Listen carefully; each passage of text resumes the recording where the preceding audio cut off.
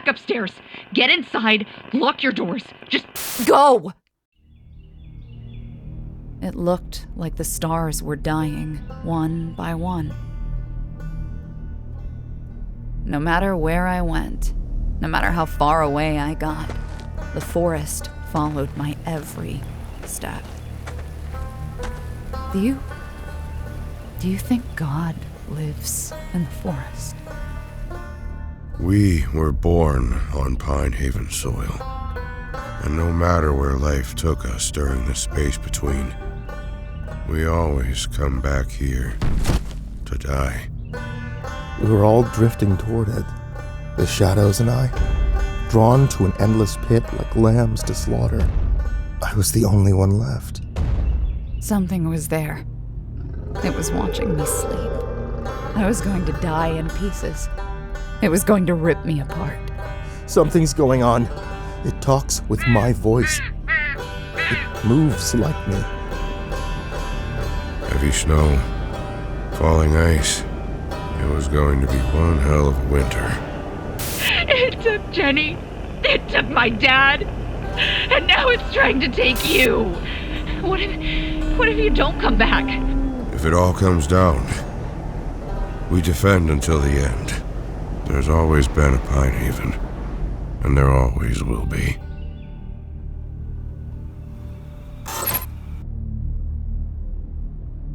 Despite everything, we were here.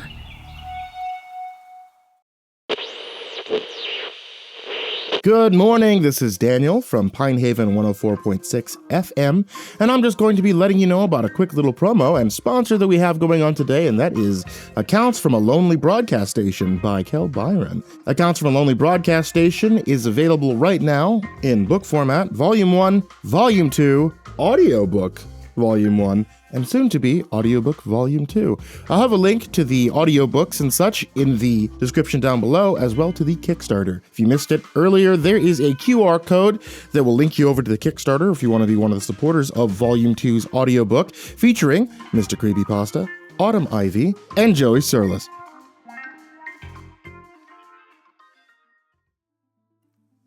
Chapter 1, Fog Day, Evelyn. Every time I came home, the world changed. If you've ever lived in a small town, you might know the feeling. You leave for a year, come back, and everything goes tits up. Your favorite ice cream shop is a hair salon now. They opened up a chain restaurant no one asked for, and the water tower has a fresh coat of paint. But the colors make your eyes sting. Your old neighbors are gone. Strangers moved in. And that's what it was like the first time I came home. Right after graduating from college. But now, the second time, Pine Haven just seemed smaller than before. The trees rushed by in a blur of autumn colors, hugging the edge of a winding road. I made myself dizzy just trying to watch them. It reminded me of the last time I traveled these roads, sick and cold while huddled in the back of a taxi just trying not to vomit all over the seats. Do you have to pay extra if you do? Back then, the sickness was different. It was a hangover and 3 nights without sleep. It was from the cold air, rain-soaked clothes, and infection trapped in my lungs. This time around, that storm brewing in my stomach didn't make much sense to me. I just knew, one reason or another, that I didn't want to go home. Pine Haven was the smallest it had ever been that day. My name is Evelyn McKinnon, and I'm the newest host of 104.6 FM. There are plenty of things around here that shouldn't exist, and, well, this radio station is one of them. The driver that had brought me back into town was already pulling away by the time I got my backpack on. I didn't have a tip to give him, but he didn't wait around. In the haze of early morning, I found myself gaping at the far, open sea of pine, birch, and oak. The first brown leaves of fall had begun to litter the forest floor, and above the horizon of green was a gray, lifeless sky full of billowing clouds. It wasn't raining yet, but it would soon. There was that familiar aroma in the air of an incoming September storm, the kind that chills you deep down to your bones. At my feet was a gravel driveway that led through the woods and back to the road, just long enough to feel truly abandoned, but with that tiny, subtle hope of finding civilization at the end of the path. I was all alone here, hidden in the forest with a rickety tower of wood and metal standing before me. And as the wind blew, it groaned and whined like an old, aching beast. My sore back could sympathize. The radio station had been seated in what used to be an old fire watch tower, now fitted with a few extensions and updates. Wires and pipes stretched down to the ground, bending and wrapping around the beams while the cords that connected to the mast swung dangerously in the wind. Even the tower's concrete base didn't give me any comfort. I imagined the bolts coming loose and the whole damn thing toppling down during a strong wind. Oh, wouldn't that just be my luck? Here lies Evelyn, burning in hell after being crushed to death on her first day of work. The head of the network left a message attached to one of the wooden beams. To the new recruit of 104.6 FM, it said. Now, most people would say that FM stations don't have even numbers, and yet every time I rode in the car as a child, it always showed up. 104.6 FM. The only station that could reach us in the valley between the deep green mountains. The only voice for miles and miles.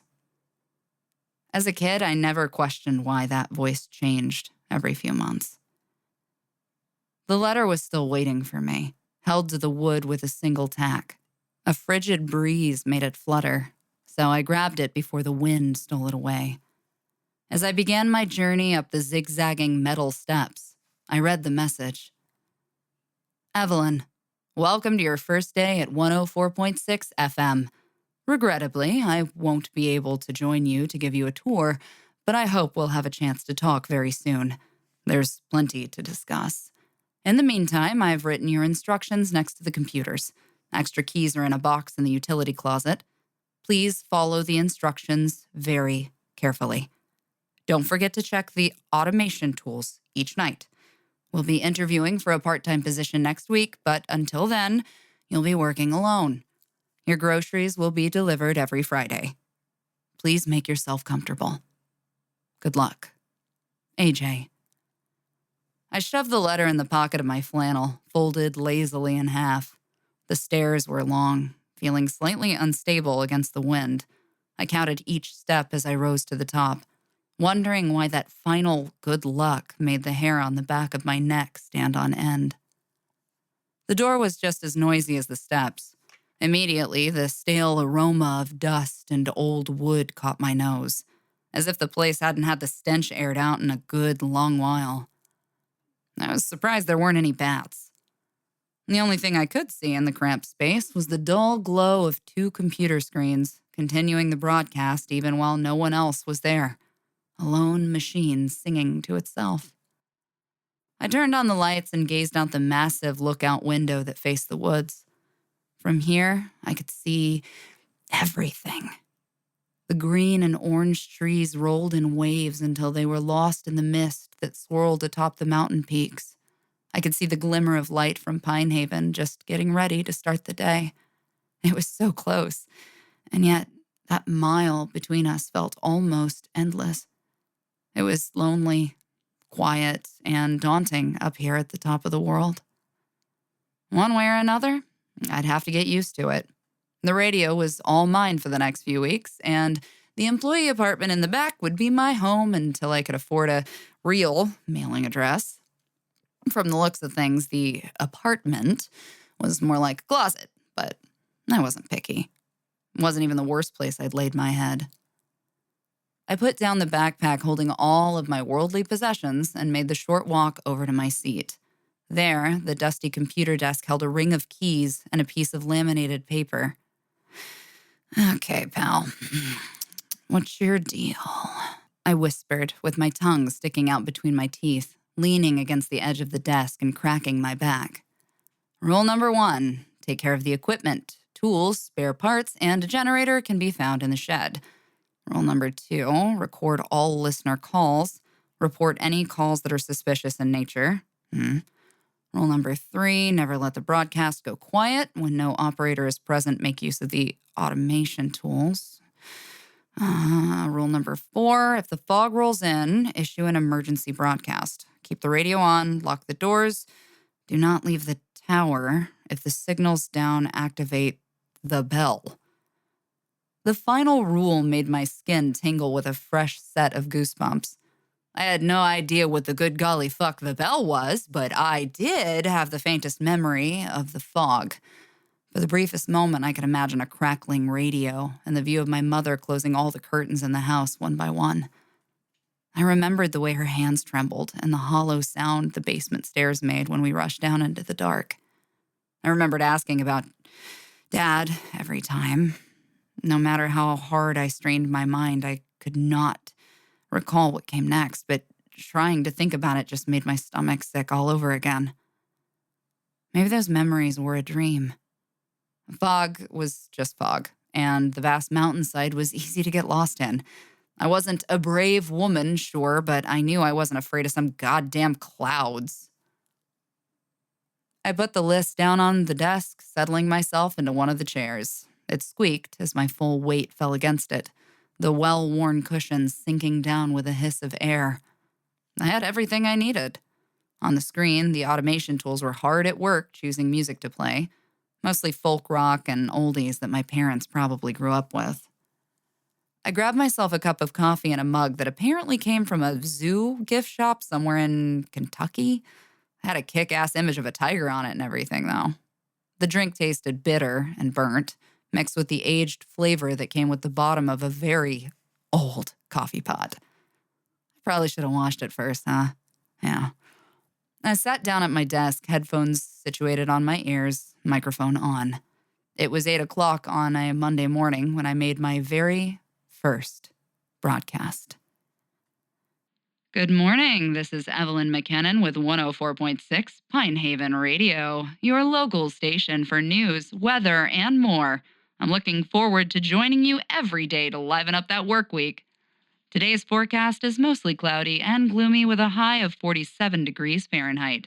Tonight, look for rain and freezing temperatures, and make sure to drive safely if you're going down the mountain path. I'll have more weather updates this afternoon.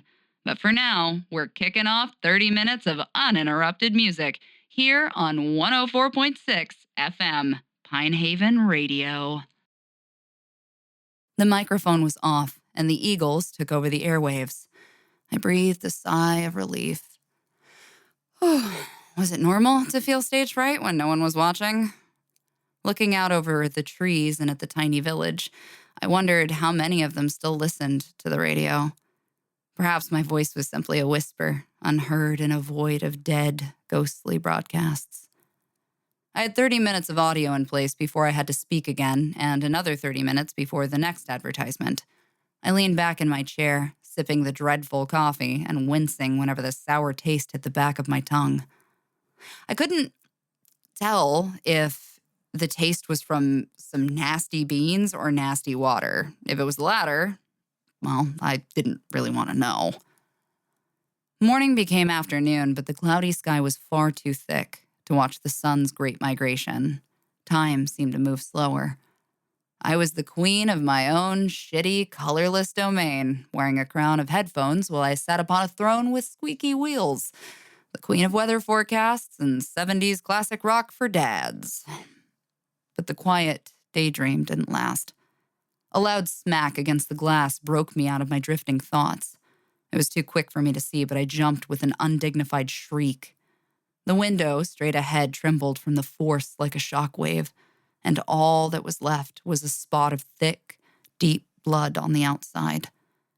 I got out of my seat and pushed the chair in, headphones clattering against the top of the desk. My nose crinkled in slight disgust as I stepped forward, watching the stain begin to drip. My face was pressed against the glass, my forehead cold and wet from condensation as I tried to peer down at the forest floor beneath me. It was so far away, I thought, And then another loud bang made me jump straight out of my skin. Jesus fuck!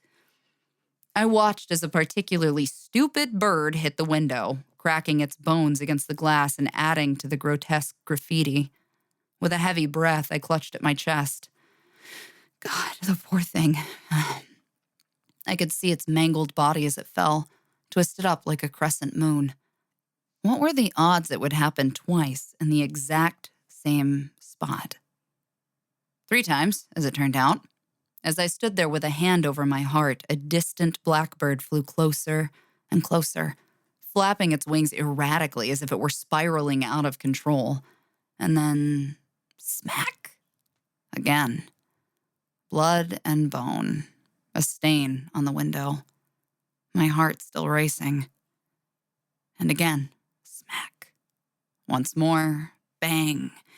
Each time I took a step away from the window until an absurd thought popped into my head. Were they coming after me?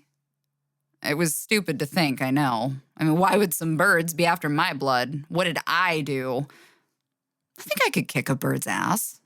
I mean, I could kick several birds' asses, in fact. My eyes followed the falling body of the 6th bird, which crumpled against the window and then plopped into the dry grass with all the rest. Maybe it was just the way its bones snapped, but it looked as if it had a second beak. Fantastic, I sneered, not looking forward to the mess I had to clean. I decided to at least wait until it had dried and the blood no longer smelled fresh and hot against the window. Briefly, my eyes took in the metal fire escape that I would have to trust. I didn't like the looks of it already. No, sir, no, ma'am. Thankfully, that was the end of it. No other woodland creatures, flying or otherwise, decided to tempt fate and rush headfirst into the glass after their fallen brethren. It left the rest of my afternoon in a state of stale, empty boredom. There were no calls, no requests, and probably no listeners.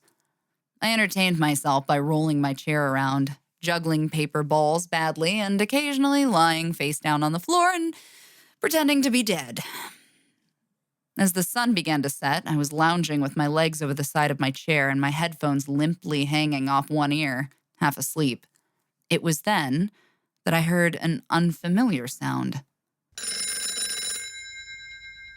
The phone was ringing. At first, I thought I was in a dream. I flailed like a spider in water, all my limbs moving at once and really getting me nowhere at all. I shoved my headphones back on, eyes darting over the console to find the button I needed. Hello, you've reached 104.6 Pine Haven Radio. This is Evelyn McKinnon. What can I do for you this evening? I waited a moment. Silence. Then I heard a sound like the parting of dry lips, followed by a wheeze. It tickled my ear in a repulsive way, like a cold breath whispering against my face or tendrils reaching out from the phone and exploring the inside of my head. Inhale, exhale. Each was more labored than the last. And then they hung up.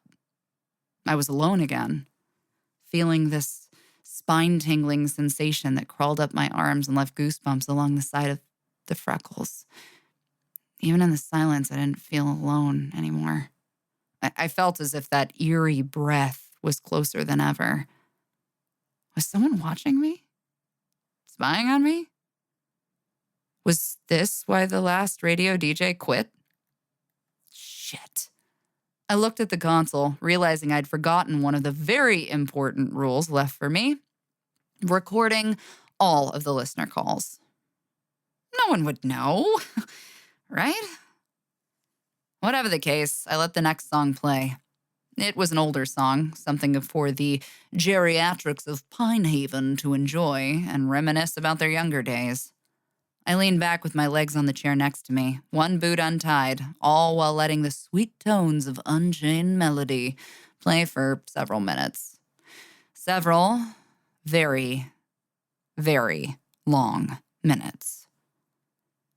The light bulb above my head popped, and the room was plunged into darkness, only the light of the screen shining in my face. The next song never played. Instead, the Righteous Brothers were back at it again as the track looped for a second time. I leaned forward, squinting at the screen as I tried to spot where I had gone wrong. There was no button I had pressed on accident, no setting that I'd fucked up. The music was seamless, like a single track that wouldn't end, going on and on and on. I tried desperately to change the song, but when I did, the program froze and refused to budge. The screen started changing colors, red, purple, and toxic green, and still the song played and played and played. I still knew every word. It played at my high school senior prom. I remembered dancing with a tall blonde girl who smelled like vanilla and cinnamon. I wore black. She wore dusty pink. I stepped on her toes so many times that night. Eventually, I gave up. There was nothing I could do but stop the radio entirely, and I had a sneaking suspicion that breaking the first rule would do me fewer favors than clogging the airways with a 1960s love song. 2 hours passed.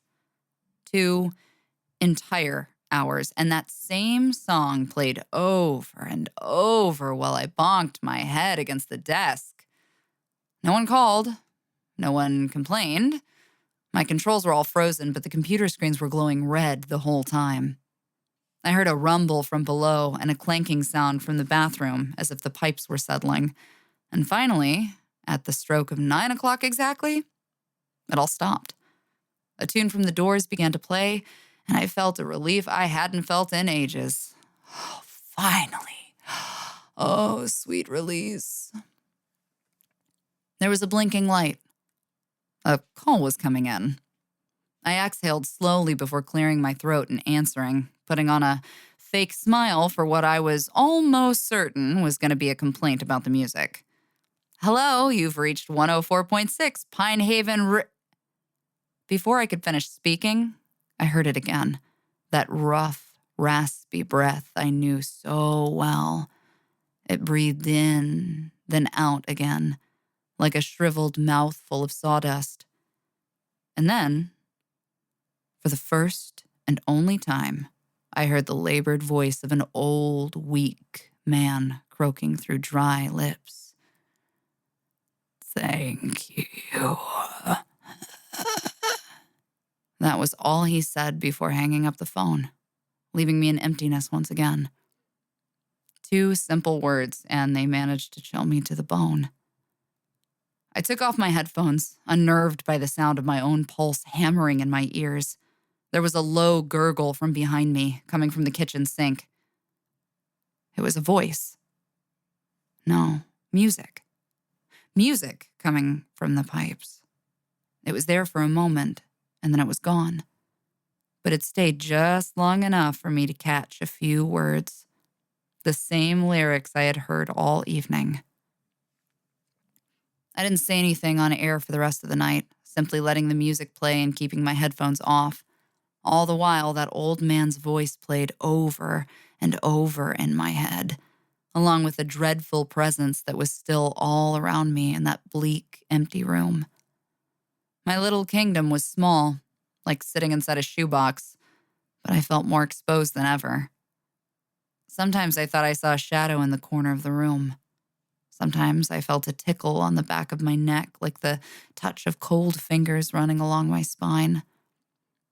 I know I should have changed that light bulb, but the unease had paralyzed me, and I found myself sitting in one spot for hours, just staring dead-eyed at the screen until my head began to pound. Didn't help that the utility closet in the corner was open just a crack. I didn't remember leaving it open. That night, I hardly slept. I didn't like the way the trees creaked at night, how their limbs would scrape against the windows. I felt exposed, lying on a stale-smelling mattress in an old janitor's closet and staring at the ceiling. For hours, I listened to the rattle of the windows and the distant howling of wolves from the mountainside. Their voices were strained, suffering, like the whine of a beast in pain. A screech owl was wailing nearby. A rabbit squealed in the night as if plucked from the ground by a predator. Now and again, somebody whistled. And then morning came. My tower felt just as oppressive as before. All the cupboard doors were open when I finally rolled my ass out of the closet. I tried not to think about it. It was like way too early for this poltergeist bullshit. While my coffee brewed and the automated system played on, I finally fixed that light bulb and then took a bucket and a sponge out of the fire escape to clean off the dried blood. Turkey Vulture was already circling, having pecked at the carrion through the night. Cleaning the window was disgusting work. The sponge took on this rotten metallic smell as it soaked up the dark red stain. I winced each time I had to shove my hand into the ruddy water, but when it was done, I was relieved. Now, I simply had to hope for no more suicidal birds. I emptied the water bucket in the soil, grabbing the dead birds one at a time and tossing them into the woods like nasty, blood-caked frisbees. A little treat for the coyotes and bobcats. As I stood at the tree line, I heard the crunch of twigs. It didn't bother me at the time, as I imagined all the little beasts that could have been curiously lingering near the tower. I stomped back up the stairs when it was done, all the while hoping that the chill on the back of my neck was just from having nasty, dirty hands. But as I blew the hair away from my face and glanced out to the open, expansive woodland, I saw it. Far over the waves of trees, like an ocean of green pines and dying leaves, something was moving on the horizon. It was the fog bank drifting over the treetops and swallowing them whole. The way it moved raised goosebumps on my arms. The wind seemed to change direction in an instant, brushing against my face and whistling through the pines like an eerie, lonesome song. Rule number 4. If the fog rolls in, issue an emergency broadcast. Oh, shit. I quickly dropped the wet sponge into the bucket with a grotesque splat. I grimaced, teeth bared as it tipped and rolled away from the metal platform.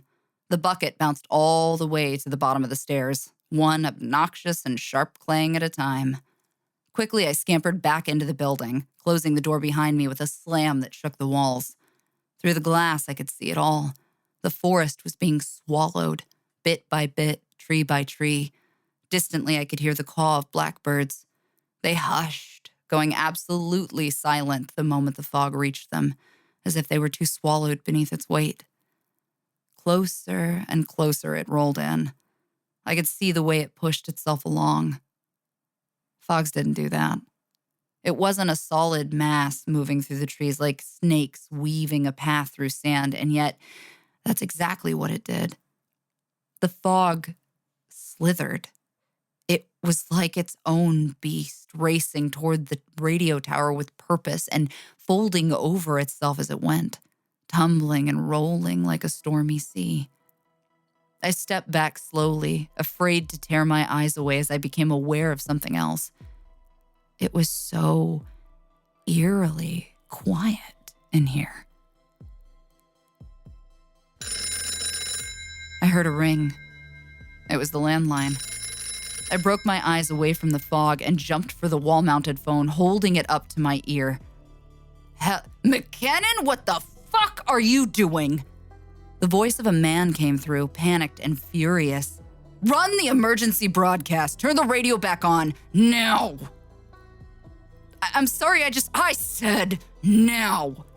And with that, he hung up with a click. I flinched, a shaky hand placing the phone back in its cradle. The fog was closer now, nearly breaking the edge of the forest. In moments, it would reach the clearing where I sat, enveloping everything in a world of gray. My heart was racing. Why was it racing? It was just weather. I rushed to the computer desk, adjusting the microphone arm until it was right in front of my face.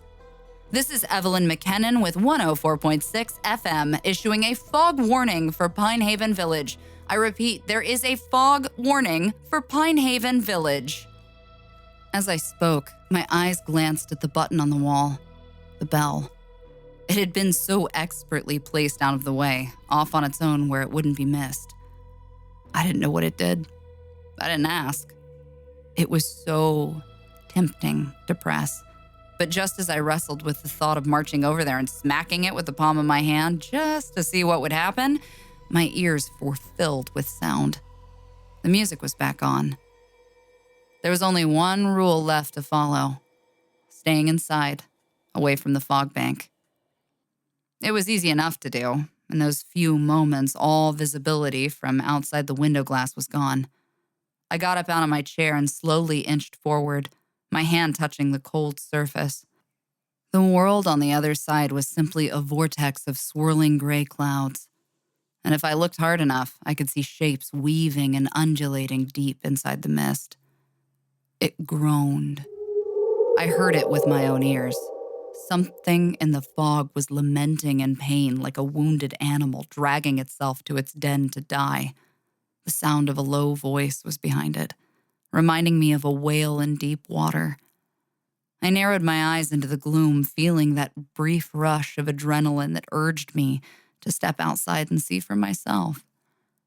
But then I would catch sight of a large, dark shape moving through the mist, scraping claws and tentacles against the glass.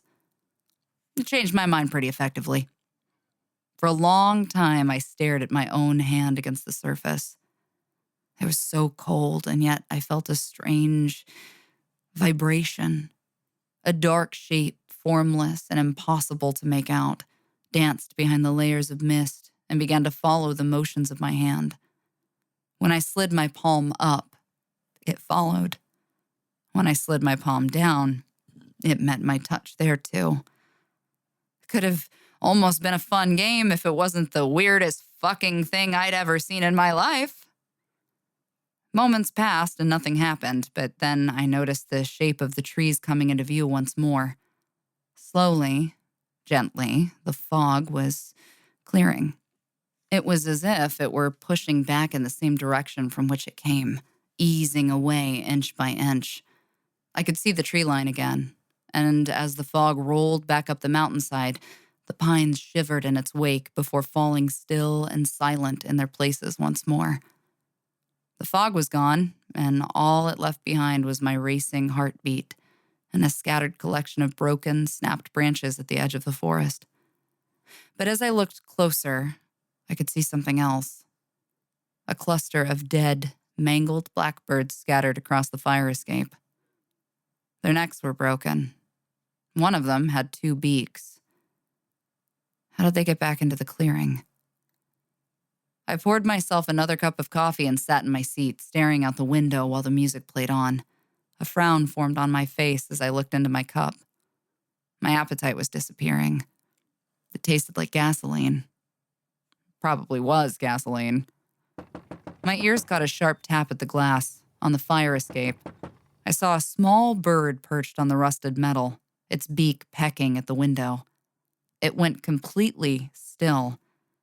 And that's when I noticed that it had a pair of distinctly human eyes.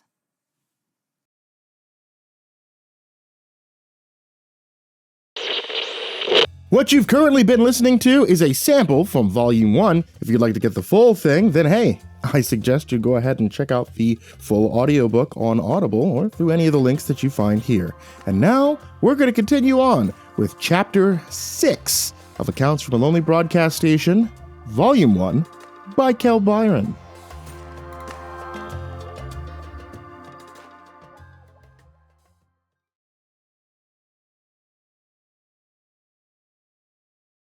Chapter 6, Empty Eyes. Evelyn. So here's the thing. Daniel started, already giving me a tone. It's dark out, the forest is apparently alive and trying to kill us, and you want to go frolic around in the pines looking for a dead body? Daniel hadn't been here very long, and already he was giving me an attitude. I shot him a look, eyes narrowed and my frown cold and bitter as I tightened the laces of my boots. First of all, no one said she was dead. If those fingers are the only part she's missing, the rest of her might still be okay. And second of all, I would have gone during the daylight if I didn't have to watch the broadcast. That's why I need your help. I shook my head with a low chuckle. Frolic, he says. I was already getting my jacket on, slipping my arms into the musty-smelling aged denim sleeves. I would be the first to admit that I was ill-equipped. A first aid kit that I found in a cabinet and a dusty flashlight were all I had to arm myself with for a walk into the woods. But it was going to be fine. There was no fog on the horizon, no oddities at the tree line waiting for me. The evening was still and quiet. Daniel, however, didn't want to let me leave. He stood in the doorway, blocking it completely so that I couldn't march down the stairs. I don't want you going out there alone, He said, heavy brows lowered in frustration. What if you don't come back? What am I supposed to do then? I gave a big, dramatic shrug. Congrats on your full-time position, I suppose, I said with a sarcastic, dark chuckle. Daniel did not laugh. You'll figure it out, buddy. Now come on, little to the left. No, I'm going with you. I shot Daniel a look of impatience. No, you're not. No, you're not. At the moment, I thought I sounded demanding, but my part-timer didn't even nudge a bit. Instead, he just scowled at me, unconvinced and unmovable from the spot. Daniel, listen, we can't leave the station empty. You know that. Who's gonna monitor the broadcast while we're gone? The weird-ass bird? The toilet ghost? Excuse you, it's the sink, not the toilet? Daniel snapped back at me with an insistence that made me laugh on the spot. Besides, I think I have an idea. I huffed out a breath and pinched the bridge of my nose, feeling a headache begin to form. I already knew I wasn't getting out of this. All right. What's your idea? Daniel pointed a finger at his palm, listing off his plan one step at a time. So, here's what we do. He started. We record the evening weather, the 10 o'clock news, the last couple of advertisements, and then we pre-record a goodnight message to make it sound like we're still here. Then we put those recordings in the lineup with the rest of the music and no one will even know. And what if the radio starts acting up? I asked. It won't. Daniel sounded certain. There's no fog tonight. Everything's quiet. It will work. His plan was simple. It was obvious. But that simplicity was what convinced me to give him a chance. After all, he was right. There was no fog. The radio had been behaving all day. And just this once, perhaps leaving it unwatched wouldn't tempt the mechanical beast to start making its own decisions. We sat down and recorded everything one by one, wasting precious time behind a microphone as the sun began to set. The darker the sky became, the more anxious I was about walking into those pines. I had to admit, I was glad that I wouldn't be doing it alone. I'm supposed to leave at 10. Daniel reminded me. You don't think I'll get overtime if anyone finds out we're still dicking around in the woods, do you? There'll be no dicking, I groaned. But I'll pay the grocery guy extra to bring you some donuts if you require compensation for your valiant efforts. Daniel was staring at the screen, his tongue between his teeth as he focused on moving a bumper into place between one of our ads and the next song. Quietly, he said under his breath in a low and serious tone. Secure me some raspberry filling and you got a deal, baby. I couldn't believe I was actually going to do this. I couldn't believe I was letting Daniel do this. Honestly, I didn't know what scared me more, the thought of walking into the woods at night and leaving the station abandoned, or the thought of going alone and leaving Daniel with the responsibility of taking my place. He was nice enough, sure, but was he competent? Was I competent? Sometimes I wondered if a rabid badger from the woods could run across the console and do a better job than us. There's another flashlight in the closet, I told Daniel as I double-checked my coat pockets for batteries and a first aid kit. I hoped we wouldn't need to reattach any of our fingers on our journey, but the previous day's grim discovery had brought that possibility up a level from not worth mentioning to unlikely but could happen. I wasn't paying attention to where Daniel was going, too busy making sure I had my keys and my phone. A moment later, when I heard the squeak of an old door hinge, my chest grew tight and fluttered with brand new anxiety. Daniel had opened the wrong door. He was standing next to the twin-size mattress, reaching above his head to grab the pull chain for the hanging bulb that sat above my head while I slept. That tiny storage closet held everything I owned in the world. A ratty old backpack, a couple of threadbare shirts and jeans, some old things that used to belong to my dad. I stood in an uneasy silence as he looked down at the mattress, then up at me, concern written between his eyebrows. I almost forgot about this. He said softly. I was so out of it when the ambulance came for me, I almost thought I imagined it. Do they make you sleep in here? Did they make me? It was such an innocent question, assuming the responsibility in the exact wrong place. I shuffled from foot to foot, suddenly feeling half my size. I shook my head, teeth chewing on my chapped bottom lip. No, I said quietly. Daniel was watching my lips. I asked them if I could. A second later, he seemed to get the message. Daniel turned off the light, sidestepping to avoid touching anything as he shut the door, and left the room the way he found it. Suddenly, we were both looking down, finding it difficult to meet eyes when the air was so thick with the unpleasant tension. Hey, listen, Evelyn, if you want to talk about it... I don't. Daniel nodded his head, breathing out a low sigh and popping his lips. Right, okay, yeah, that's fine. He cleared his throat, quickly pacing to the other side of the room and swinging open the real closet doors. He couldn't find the flashlight quick enough. Got it. Ready to go? If there was one thing I could thank Daniel for, it was the fact that he moved on quickly. I knew he meant well. He always did. But some things were just meant to be tucked away. My second trip out into the fresh air didn't feel as daunting as the first. Maybe it was because the fog wasn't set to roll in for a few days. Maybe having an important goal and a sense of purpose drowned out the feeling of heavy, immense insignificance. I fished my phone out of my pocket again, looking at the minuscule number of bars in the corner. Out here with a wall of trees all around us and a seemingly endless forest stretching all the way up the mountainside, it was dangerous not to have some kind of connection to the outside world.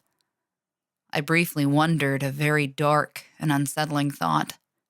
If we got lost out there, how long would our bones sit under the shadow of the pines, waiting to be found? Weeks?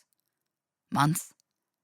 As we crossed the tree line, I watched the bars disappear, wet leaves squeaking underneath our shoes.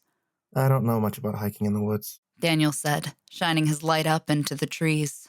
I'm a city slicker, remember? Unlike you. I snorted. Oh? And what am I? The country bumpkin? Yes. He answered without hesitation, shining the light on his own face and giving me an evil grin. But that's good. If you get lost, you'll be the one to get us out. With what? My innate tracking skills? What? You don't have those? He smirked. Man, I don't think I've ever been out here. It's creepy at night. It's creepy during the day, too, I said. Daniel was flashing his light on the ground, then turning it up to the trees at his eye level. God, I hated when he did that. I had some deep, visceral fear that he'd shine the light up and illuminate something ghastly that neither of us wanted to see. You do know your way around up here, don't you? He asked. I was grasping at memories. I'd left town so young and stayed away for so long that at any point of recollection of playing in the woods was lost to me. If I focused really hard, I could picture the tree line in my mind, seen from the height of a child. I could almost feel my father's hand holding mine, clasping it tightly and pulling me away from the woods. I wasn't allowed in here, I don't think, but it was all such a blur.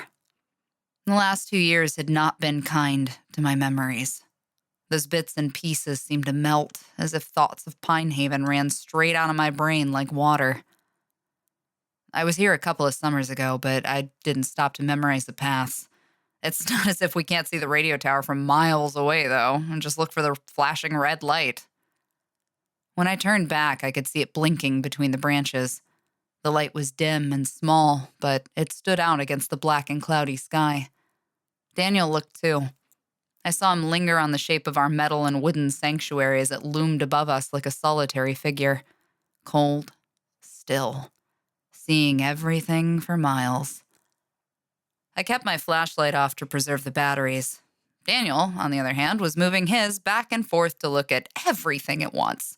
The station, my face, every sound, every creaking branch. I had to admit, his constant tomfoolery with that damn thing was starting to get on my very last nerve. Will you stop that? I asked, nudging him on the elbow to get his attention. What? He pointed the light at his own face, dumbfounded. Stop dicking around with the flashlight. What about the flashlight? I raised my voice for him, remembering he couldn't hear my hoarse whispers. I said, stop dicking around with...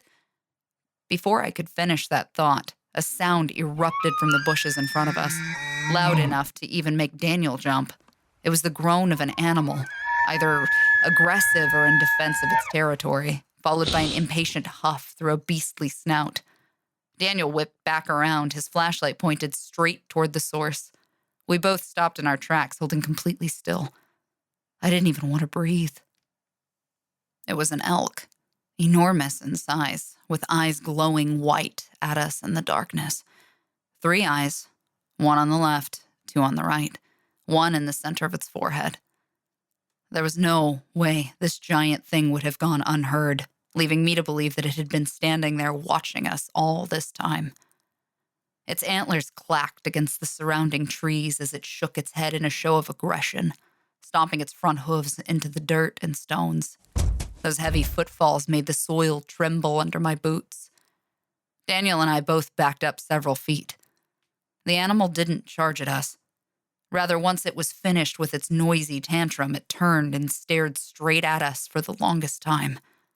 Those eyes were like reflective orbs, but when it blinked, its eyelids met vertically like those of a reptile. Then, with a heavy grunt and a hot, misty breath through its nose, it bounded away further into the pines.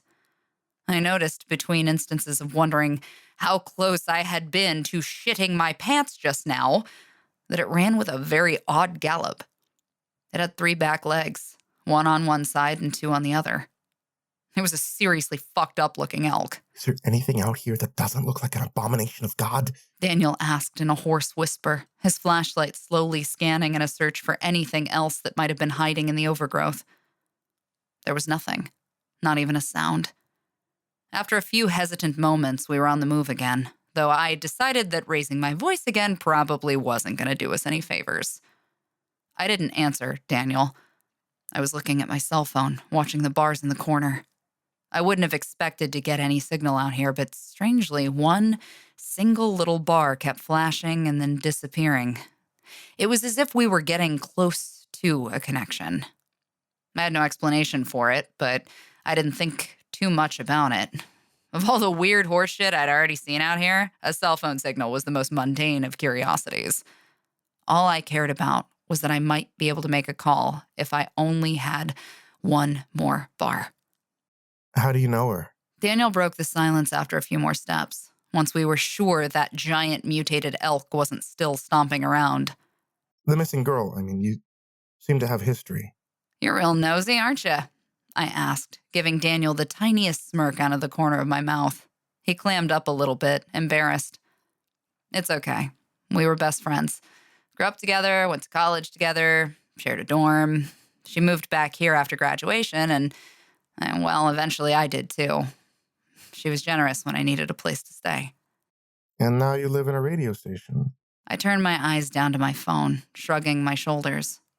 I was acting nonchalant, like I didn't give 2 shits. I actually gave quite a considerable amount of shits. I hesitated. She didn't want me there anymore. I could feel the question in the air. I didn't even have to look at Daniel to know what he was thinking or how badly he wanted to ask why a kind, generous best friend would kick someone out of their home. Luckily, before he had a chance to speak and before I needed to grasp a new conversation topic, I saw it. 2 little bars on my phone, springing to life and defying all odds against this wild and uninhabitable mountain. I raised my phone up in victory, stopping exactly where I stood in fear of losing that meager connection. Yes, we have it. We have a signal, I said, feet planted firmly. Don't move. Daniel gave me a confused stare before I had a chance to explain. I was tapping away at my phone, looking for Jennifer's phone number among my minuscule list of contacts. I'm calling her, I clarified. If she's nearby, she can help us find her, assuming that she also has a signal in battery life. And assuming she's alive? Daniel said hoarsely, a glimmer of fear in his eyes. While I held the phone up to my ear, he was shining his light up into the trees, watching owls and bats fly from their perches and flutter overhead. I didn't answer. I whispered a hoarse shh as the phone began to ring in my ear. It rang once, then twice, then... Suddenly I heard it in both of my ears. Her tone, a basic selection from the library of sounds, was distant but audible in my one exposed ear. I lowered my own device, listening to the sound echo from further in the trees. It was faint, but it was here. Daniel turned to the direction of my gaze, his light scanning along the ground to find a path of broken twigs and flattered grass that railed off deep into the bush. It didn't look like the path of an animal. It looked like drag marks. Evelyn? What are you... Her phone. That was all I said before I reached into my coat and pulled out my own flashlight, smacking it once and watching it flicker to life. The tone stopped ringing, and so I called it again, desperately hoping that this wasn't just a trick of the ears. I couldn't help but feel some level of paranoia, knowing that this forest could be drawing us further into a devious trap. Anything could be an illusion. Anything could be a lie. Perhaps that's exactly what it did to Jennifer. I felt a sense of familiarity with the forest then. Suddenly, I knew this path. I almost felt sick the moment some old buried memory started to resurface. It wasn't trauma. No. The nausea was part of the memory. I could see a campfire roaring high in the center of a clearing. One person's distinct voice warning that it would burn the trees down if it got any bigger. I remembered tripping over beer bottles and the sound of shitty guitar music, some drunk idiot singing off key. Shit. Oh, shit. Now that I think about it, maybe I was the drunk idiot singing off key. I could hear Jenny's voice mingling with the crackling fire and the terrible music saying, "Evelyn, lay off. You've had enough. Hey, don't you scream at me. Oh, you're such an ass." I remembered feeling dizzy. I remembered getting overwhelmed, deciding I needed to take a walk to clear my head.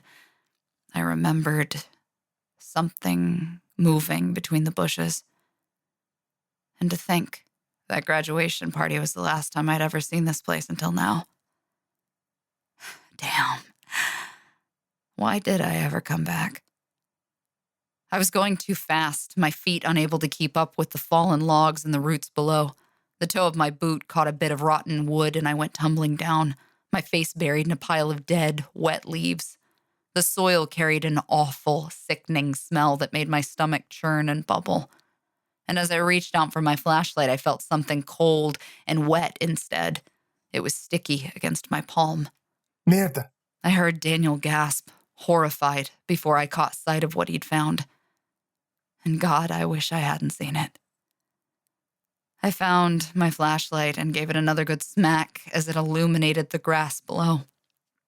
There was blood soaking every inch of the forest floor ahead, bits of cloth and who knows what else strewn about the soil and fallen leaves.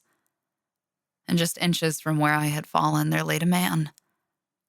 The top half of him, at least. His face was wrinkled from the sun and stretched into a horrified grimace. Pieces of his flesh torn away by birds and scavengers while maggots took up residence. His mouth was open. Flies were crawling around on his dead, swollen tongue.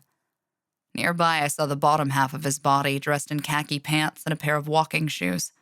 He'd been separated messily across the middle as if ripped in two by sheer force. His entrails had spilled across the forest floor, dragged around and picked at by wildlife. And he wasn't the only one. Fuck, I shouldn't have looked up. I shouldn't have turned my light to the trees, but the sound of creaking branches tempted me. My light followed the trunks, stained all the way up with streaks of dark red blood, until it fell upon another body that was ripped open in half just like the first. Pieces were struck in the branches by their clothes and their limbs as if tossed into the air and catching wherever they fell. The second body was that of a woman, but it wasn't Jennifer. Her white, empty eyes were staring down in an expression of frozen horror, her gray hair limply waving in a slight wind. Her mouth was still open in a silent, permanent scream. Daniel was getting sick in the bushes behind me, and I felt as if I was a moment away from joining him, all of the shadows and shapes swirling around in my vision, the pungent smells not only in my nose but on my tongue as the full wave of that terrible scent hit me. I gagged, but before I could turn away from the scene, my light caught something else. The glow of eyes from the trunk of a nearby hollow tree. I've seen some uncomfortable things in my life. I've seen unforgettable shit just working out here in these woods. Not only gruesome and terrifying things, but unsettling too. Unusual things. But as of right now, what I saw in that tree takes the cake. We found Jennifer. She was in one piece as far as I could tell, aside from a hand missing every finger except for the middle one. I'd like to think that perhaps that was just some final joke from whatever murdered her, but that's probably just wishful thinking. Her body was stuffed into the tree, her limbs twisted and cracked to roll her into a human ball inside the hollow trunk, with her stark white face peering out through the hole. Her eyes were open wide and staring forward, round and bright like the ghostly eyes of an owl.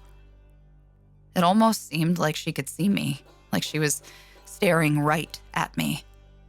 Her mouth was open, jaw unhinged and filled with dry grass and twigs, like a bird's nest. Her other hand was sticking out, the arm broken at the elbow. It was tilted, palm pointed to the sky, and her cell phone sitting in the center. She was offering it to me. I was trembling from head to toe as I picked it up, my fingers briefly grazing her cold, wet flesh with a sensation that made my bones quake. The phone was flashing 10% battery, along with 2 missed calls from me. My name was on the screen. Lenny, followed by an alien emoji. She hadn't changed it since the last time we met. There's not a single damn person on this planet who could convince me that she wasn't positioned that way on purpose. We weren't even friends anymore, but shit, man, I really failed her one last time, didn't I? At least in the end, I was consistent. My chest was tight, my heart was racing, every inch of my body was shaking from head to toe. I dropped the phone and crouched down, knees up to my chin and curled as small as I could be. You know, I wanted to cry. I really did, but I couldn't. I was numb and frozen when I heard the crunch of footsteps behind me. Daniel tentatively came over to my side, kneeling down beside me with a hand over his nose and mouth. He was rocking back and forth, struggling to catch his breath. His free hand rested carefully on the center of my back. He trembled just as much as I did, but the light touch was warm, and I didn't shove him away. Instead, we rocked together. We can't stay. He said breathlessly. I think we need to go. He was right. Not only was it a fucking nightmare to behold, but the smell from the blood and the bodies surrounding us was making both of us sick. That's a smell you don't really forget. I don't think. It wasn't until we both stood to leave that I wondered if the killer was still out here somewhere, still watching the scene of its gruesome act. Did it know we were there? Was it human? Did it matter? We turned back to leave, completely silent. We had nothing to say, no comforts to share, and no energy to even talk about our fears or our disgust. I kept my light on the ground as we walked, but every now and again I could hear the shuffle of an animal's steps or the squeak of a bat in the trees above us. The distant bugle of an elk made my spine tingle. Once, I thought I saw the briefest glimpse of a bare human foot stepping behind a tall berry bush. Daniel didn't notice, and I pretended I didn't see it. We were halfway back to the radio tower before Daniel spoke again, his voice cracking as if he hadn't used it in days. You know, He started with a sniffle. I wanted this job because I thought it would be right up my alley. I thought I'd be good at it, maybe make some people laugh, meet interesting folks, be part of a community, really get my career off the ground. I didn't think it would be like this. I felt a twinge of guilt. I knew that hiring Daniel had been none of my responsibility, but I still felt as if this was all a mistake. He meant well, and his heart had always been in the right place, but he was suffering for it. He had the chance to leave, but he chose to come back time and time again, even when that long, open road stood before him. He didn't need to be here. He didn't need to be out here in the forest with me. Sometimes I wondered if he stayed because this bizarre tower of horrors was the only exciting thing he had to look forward to. But now, he was in too deep. We both were. "Hey, Daniel?" I asked softly, shining the light on my own face so that he could read my lips. Yeah. "So, your mom invited me to a wedding in the summer. Still looking for a +1? He laughed, but it was strained and tearful. Yeah, I like that. He said with a weary smile. Matching tuxedos? I nodded decidedly. With plaid bow ties. The rest of the walk was quiet. It was well after midnight when we got back to the tower, everything just as calm and as quiet as we left it. I looked up at the blinking red light while Daniel lingered near his old station wagon, his breath hitching as he tried to think of the right words to say. I can stay for a bit if you want me to. He finally offered, picking the twigs and leaves off his jacket. Just if you're feeling anxious or if you want to talk. I shook my head. Go home, I told him softly, wearing a sad half smile. I'll be fine. You should get some sleep. Are you sure? He asked. And for the first time, I saw a glimpse of something I never noticed before. Something I wasn't used to. It was genuine care. Sometimes it was far too easy to forget that some people were just kind and selfless without expectations. Yeah, bud, I'm sure. I joined him next to the vehicle, hesitantly offering a hand. He looked down at my palm and then shook it, his fingers still trembling. I could have been emotional about the whole thing, thanking him for saving my life in the fog or for insisting on coming with me to find Jennifer. I kept those thoughts to myself. But still, I could not ignore the fact that I had been sort of a dick to him ever since he arrived. Listen, Dan, I started, scratching the back of my neck. You remember earlier when we were on the air? I was just fucking with you, actually. You can call me Len if you really want to. I think we're there. He wore a satisfied little smile, nodding his head. Good to know. He shoved his hands in his pockets, breathing in the scent of the chill night air. I'll see you in the afternoon then. Sleep tight, Len. You drive safe, I replied, giving his arm a friendly bump with my fist. And I want you to show up tomorrow in one piece, okay? 2 pieces at most, but only if it's like a small loss. Daniel laughed, pointing to his more damaged ear and saying, I've already made my blood sacrifice. I stood in the gravel driveway and watched him pull away, the wind chilling my bones as the isolation wrapped around me like an icy blanket. When his lights disappeared down the winding road, it was just me and the whistle of a breeze between the branches. Going up those stairs felt like an eternity, and opening the door to see a dark room with 2 glowing screens reminded me of the day I first arrived. I could still smell the dust in the air, the stale scent of burnt coffee at the bottom of a pot that was left on too long. I settled in slowly. The automated system was working just fine, as we hoped it would. I took my time, seeing no need to rush back to the console or even to the old lumpy mattress where I laid my head at night.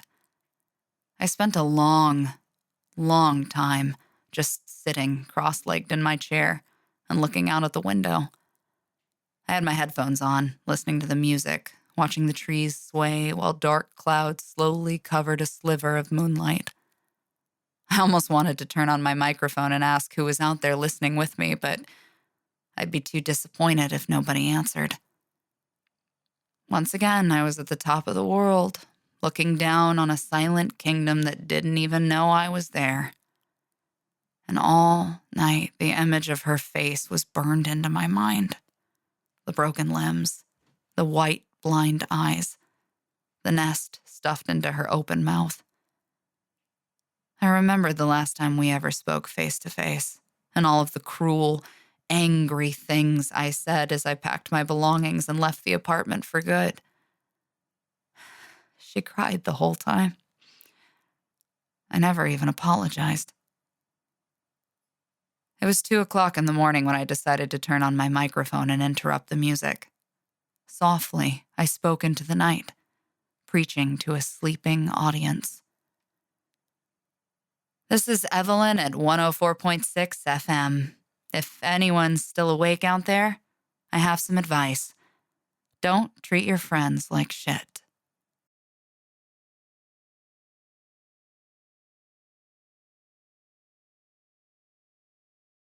Chapter 7. Body in the Woods. Finn. None of us ever wanted forest duty. It was dirty business. Down here, set in the valley between the wide green mountains, it was far too common for folks from this little shit heap of a town to go missing after wandering into the pines after dark. Sometimes they came back in one piece. Sometimes they came back in several pieces. Most often, they didn't come back at all. This town's weird, rotten energy took many hands to be properly contained, and one of those great honors was forest duty. My name is Finn. I'll leave it to the imagination whether that's my first name or my last. I've been on the Pine Haven Police Force for 5 years now, and one thing I've learned in that time is that nothing ever really gets old. It doesn't matter how many times you have to trudge into the woods to collect bodies. It doesn't matter how many calls you get about animals with 2 heads or people with upside-down faces. It never becomes normal. It never gets boring. But goddamn, did I wish it got boring. The forest that surrounds Pine Haven is a border between our own world and one that is vicious and feral. In the last year, I had been involved in more wild cases than I could count. These are just a few. February. White female, 78 years old. Called the station to report a wild coyote pacing back and forth at the tree line near her property. This normally wouldn't be an issue, except for the fact that the coyote in question was apparently wearing the bottom half of her husband's face. Her husband, who had been dead for a year, was supposedly buried in a family plot near the edge of the woods. The dirt above the grave was frozen solid, but when it was exhumed in the spring, the old man's body was gone, and a tunnel had been dug beneath the empty casket. April, black female, 13 years old, was hanging out in the old Pine Haven Elementary School playground after school with a few friends when she noticed a vaguely humanoid shape standing between the trees. She described his face as wooden, like a mask made of tree bark, and said that he was trying to lure her into the forest. When asked what he said to lure her, she told my fellow officer. He didn't say anything. He just stared at me, and I knew he wanted me to follow him. June, white female, 26 years old, was revived by paramedics on the floor of her apartment bathroom after attempting to drown herself in the tub. The situation seemed ordinary enough until she was rushed to the hospital, where she told the nurse about a mountain lion who was wearing her father's face. Blood alcohol levels were dangerously high. Once sober, the patient did not remember this conversation. August, white male, 54 years old, calls the station to complain that something got into his barn in the middle of the night and slaughtered all of his livestock. He went on to describe a gruesome scene involving every animal missing its limbs and eyes, but the torsos being left unharmed. 3 days later, the same man called the station again, telling us that he had found the limbs but refused to elaborate. He was found dead in his own pickup truck later that night, parked near the old church with the motor still running. October, Latino male, 30 years old, had both eardrums ruptured due to a malfunctioning piece of audio equipment. Moments after his coworker called 911, another call came in from a different number. An elderly woman said, and I quote, "God has given him deaf ears to better see his glory." The woman never gave her name, and the number could not be traced. I wish I could explain why things were like this, why they had always been like this. Unfortunately, Solving mysteries of the unknown was a bit above my pay grade. The most I could do was keep people out of the woods, keep a gun pointed at the tree line, and occasionally join the rangers on forest duty. That's what we were tasked with on a cold, wet October day, after a set of severed human fingers had been found outside the old broadcast tower a mile out of town. A man had called in with an anonymous tip at 7 o'clock, telling us that the rest of the corpse was stuffed into a hollow tree. My partner, Nancy, and I took a canine out at 10 o'clock in the morning, following the scent of the recently identified woman. Jennifer Cook, huh? Nancy asked, tightening the laces on her boots on the edge of a hollow log. Her prints were already in the system. She got a record? Small one, I answered, my eyes following the sound from up above. It was just a hawk leaving its nest, circling nearby in search of food. Back in the spring, she was brought in for a domestic disturbance involving her roommate. No charges, though. Just a screaming match. Nancy had only been here for a few weeks.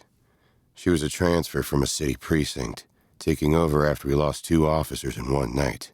To resignations, thankfully. Nancy was good, level-headed, no nonsense, and with 15 years of experience to show. But even I don't think 15 years on the other side of the mountain could prepare her for her first day on forest duty. What are we thinking? She asked. Coyotes? Wolves? You got wolves up here, Finn? Sure we do, I answered, tightening my grip on the canine's leash as he sniffed at a nearby thorn bush. Wolves wouldn't stuff her body inside a tree, though. That's what the witness said. I'm just hoping she hasn't gotten too far away. Nancy laughed. It was a loud, boisterous laugh followed by the smack of her hand against a nearby tree trunk. If she's dead, it ain't like she's getting up and walking, is it? I didn't answer her. Trying to explain the way the forest worked while out in the thick of it felt like I might pull its attention toward me. Like a curse just waiting to happen. I'm not an overly superstitious man. It took me years of growing up around these parts to finally start accepting that not everything has a scientific answer. But when it came to the woods around Pine Haven, I knew better than to taunt it.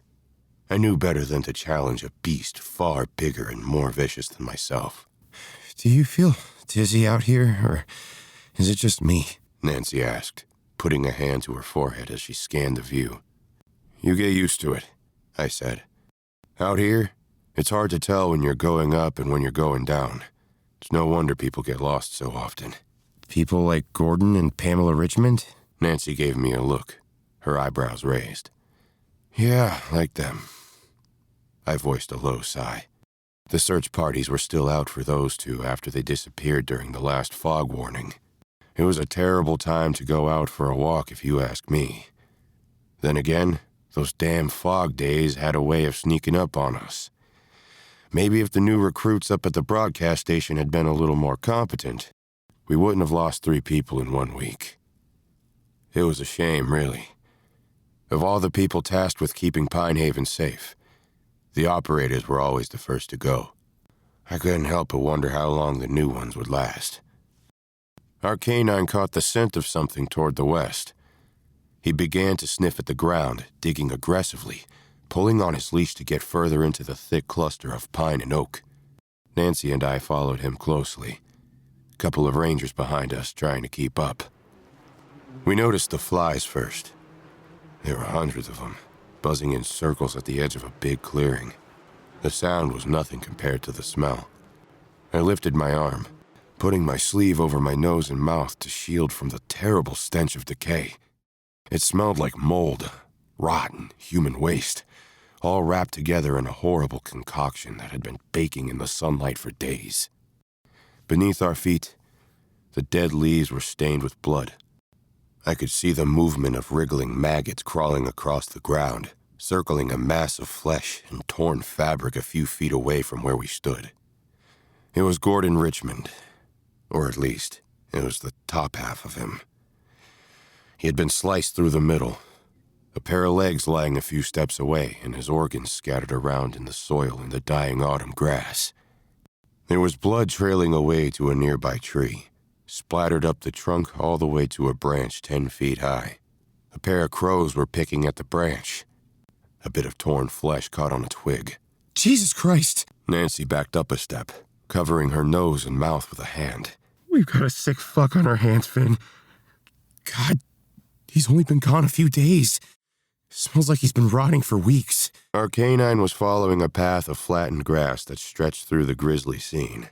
It looked as if something had been dragged, sliding through the soil and wet leaves. Whatever used to be at the end of the trail wasn't there anymore. Instead, a large oak stood soaked in dark, dripping sap that was leaking from the hollow in its center. I stepped closer, that terrible smell stronger with each step. It wasn't sap. It was blood, thick and dark, and pooled inside of the tree by the quartz. It was surrounded by loose twigs, leaves, and strands of long blonde hair. While two of our rangers pulled out a stretcher for Gordon's remains, Nancy and I circled the tree. It was exactly as the man on the phone had described it, right down to the drag marks in the nearby thorn bushes. But the distinct lack of a body was distressing. Shit. If Jennifer was here, she ain't here now, I said softly, shining a flashlight into the tree. Floating in the pool of foul-smelling blood was a tangled mess of dead grass and leaves, but no sign of a corpse. Think she's been moved? Nancy asked with a grimace, stepping back to take photos of the scene. Taken? By whoever's put her there? I shook my head, squinting up into the branches above us. Crows were circling, waiting to take their piece of the scraps left behind.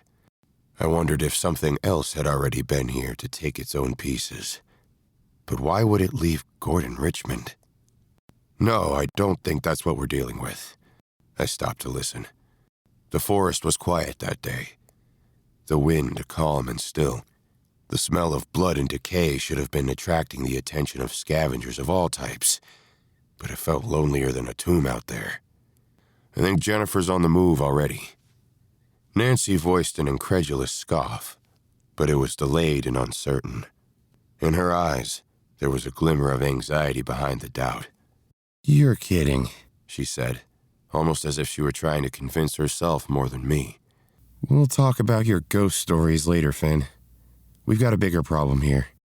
She was kneeling down, a pair of rubber gloves on her hands while she brushed through a pile of wet leaves.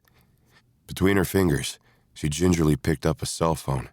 It was damped, cracked, and stained with blood, but the screen still lit up when she pressed the center button. I take that back, Nancy said. We have two problems. Let me see. I crouched next to her, craning my neck over her shoulder. The phone battery was almost dead and the screen was dim, but we could both see Jennifer's most recent activity front and center. There were 2 missed calls, and the name Evelyn was assigned to both. One of your new broadcast employees is named Evelyn, right? Nancy said quietly, looking over her shoulder to make sure that the rangers were occupied. You took the anonymous tip this morning. Did he sound familiar at all? Shit. I dug around in my front pocket for a pack of cigarettes. There was only one left, but this was a good time for it. As I lit it up, carefully holding it away from the crime scene, I grimaced at the cracked glass and thought back to that early morning phone call. Maybe if I listened to the radio more often, I would have recognized him right away. They're not supposed to be out here. Maybe if I listened to the radio more often, I would have recognized him right away. They're not supposed to be out here, Nancy sighed. You know how this looks, Finn. Her voice was low and disappointed. McKinnon knew the victim and never thought to tell us? She had her fingers. I wasn't comfortable with this, but not for the same reason Nancy was. While she eyed the phone with suspicion, her mind probably cobbling together all sorts of theories about why one of these young women might try to kill the other, I was thinking of the last radio DJ to sit in that tower. He didn't keep a cool head either. It took days to scrub the blood and guts off the staircase. I'll talk to her later, get the full scoop, I said, wiping my brow with a gloved hand. Sure, she's got a reason for this. I don't know, man. I don't like the fact that those 2 chuckle fucks have unrestricted access to this area, and one just so happens to tell us where to find the body? A search party has been through here before. Nancy's eyes squinted out between the trees, watching the wind rattle the branches and knock loose a few dead oak leaves. It just screams plant to me. I think McKinnon knows something, and maybe her coworker is helping her keep it quiet. If we were anywhere else in this big, wide world, I would probably agree with her. But here, the situation was a bit different, and I wasn't so sure I was the right person to tell our new recruit that. My biggest concern was up in that tower. After losing our 27th broadcaster, we could not afford to lose another so soon, even if they were a couple of incompetent slackers. Nancy and I both turned to a new sound of disgust from one of the Pine Haven forest rangers. 2 of them had been attempting to move Gordon's torso onto a stretcher, but they couldn't get him off the ground. I watched as they gave the corpse a heavy tug, his body pulled back into place by a series of roots that were growing into his spine. His body was being invaded. Roots and vines were digging into the places where his organs would be, leaving the bones and skin as a rotting hell. The smell that rose from Gordon's body cavity was powerful and thick. One of the rangers staggered back and began gagging as soon as they managed to pull him up. It wouldn't have been the first time a seasoned ranger lost their breakfast out here after seeing something that Pine Haven Forest had never done before. Looks like we'll have to cut. One of the rangers said as he turned his back, escaping the smell by walking a few paces away and putting his hands on his knees. I pulled my jacket up to cover my nose and mouth before approaching, kneeling down to inspect the body for myself. Almost as soon as my hand touched him, Gordon began to move in a series of twitches. An unearthly, guttural groan left his mouth. When he stretched his dead, cracked lips, opening his jaw wide, we could see the twists and curls of branches moving around inside of his throat. They were wiggling on the ground as well, circling around his body to hold him tight to the earth. All at once, the roots pulled him back against the forest floor until he was flat on the dirt, the plant life wriggling into his empty body cavity, as if his corpse had become its home.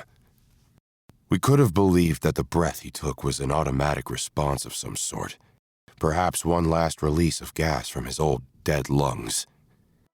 That didn't explain his next trick. His eyes were wide open, white with blue veins pale on the surface. He made an agonizing croak as his head leaned back and something started to dig its way out of his throat.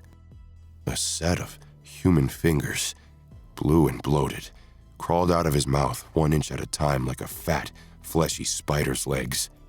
We saw his faded irises moving from side to side, inspecting each face surrounding him. He looked at me. He looked at Nancy. He began to let out a low, inhuman groan, and then bang! He didn't make another sound. Nancy had pulled her gun from its holster in an instant and shot him straight between the eyes, point blank, sending bits of his skull flying. It was a panic response, sure, but I already knew we'd both be getting into trouble for this later. Did you have to go and do that? I shouted at her, my ears ringing from the sudden gunshot next to my head. Now look, you done fucked up his face. As if it wasn't already? Nancy's voice broke. She sounded confused, scared, just trying to put herself back together. Nearby, one of the rangers was brushing a bit of rotten brain matter off of her jacket, while another was preparing a large knife to cut through the roots. Nancy backed up against a tree, clutching her chest. Vin, what the hell did we just see? Welcome to forest duty, I said, stepping away to let the rangers get Gordon into the sling. I didn't want to stand too close for 2 reasons. First was the smell. Second was the fact that the roots screamed as they were being cut. The torso and the legs were both covered in a white sheet, transported back to the tree line near the old broadcast tower. I was making a mental note to have a conversation with the operator who had shown up on Jennifer's abandoned cell phone. But before we had a chance to head back, our canine began to make a low, guttural growling sound with his nose pointed up into the trees. I felt a tug from his leash as he ran for the trunk, putting his front paws against it and barking up at something unseen. All of the hair on his back bristled, and he was baring his teeth, as if threatened. And for a split second, I swore I heard something growl back. That, and the momentary glimmer of something between the dark branches, a collection of gray human fingers sliding back into the shadow of the pines, paired with at least 5 glowing white eyes that all blinked at the same time. The dog tucked his tail and backed away. If he was startled, it was a good time to leave. I wasn't going to bother trying to speculate about what our canine may have been looking at. There was good logic for this. All my life here in Pine Haven, I learned 2 distinct things. First of all, you never know what you'll come across. Second of all, you'll never, ever be prepared for it even if you do. There's a reason we don't take kindly to outsiders here. There's a reason we try to keep people away. This place is a nightmare on its worst days, and it radiates a general unease on its best. So for any travelers out there, I only have one piece of advice. If you're driving down a long mountain pass, looking for something to listen to on the radio, give a quick scan for 104.6 FM. If you find it, it's a very good sign to turn around and go right back the way you came. The forest doesn't need to grow.